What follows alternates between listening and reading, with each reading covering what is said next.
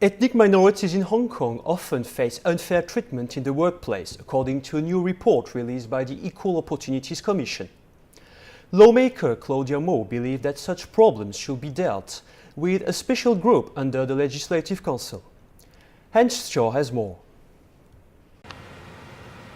According to a new report released by the Commission on Poverty, the Commission has put the poverty levels of ethnic minorities well above indigenous Hong Kongers by almost 2 to 1.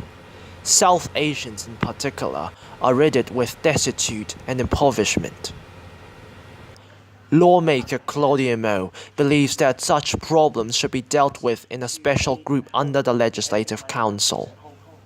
I've successfully made an application at the legislature here to set up a subcommittee focusing on Hong Kong's ethnic minority rights issues.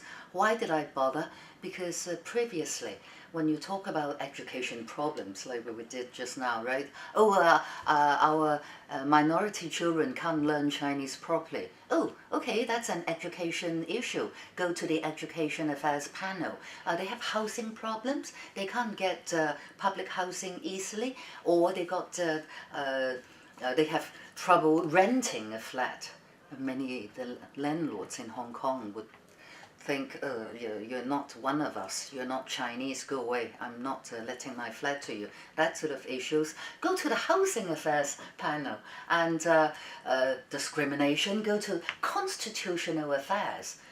It's too scattered. Our concerns have become too sporadic.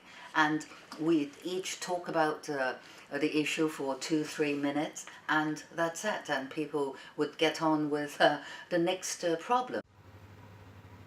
Marja bin Khan is of Pakistani origins. Her family has lived in Hong Kong for generations. I was born in Hong Kong, and so I do consider myself a Hong Konger. For young non-Chinese citizens such as Marja bin Khan, a sea of change in Hong Kong's attitudes towards ethnic minorities needs to begin with the media. Oh, I think that's the responsibility of the international media, not just media in Hong Kong. Because internationally, the stereotypes of, like, for example, I come from Pakistan. And if you look at the world news, all they say about Pakistan is all the negative things. And if you look at, I think that's quite unfair, because if you look at it from a fair point of view, every country has negative aspects. Kelly Support Group is a non-governmental organization that helps young people from ethnic minority groups to integrate into Hong Kong society.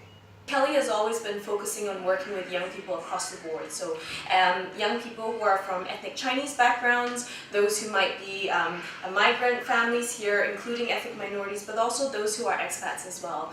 And about 10 years ago, we really started working very specifically with ethnic minorities. We ended up doing a very wide survey in about 2010 that was able to collect information across these groups of young people. And what that information really showed us was highlighting a few needs of the population at the time. Because our organization focuses on drug and alcohol related issues, we wanted to understand what young people needed at that time. And what we found out, particularly with ethnic minority youth, was that their reasons for choosing to do drugs or maybe being interested in drugs was quite different from the rest of the population. For them, it was reasons of lack of social access, the inability to really find hope in a better job for their future, and most important of all, not being able to have an education because of the language barriers. Activities like this class aim to enhance ethnic minority children's understanding of the local community.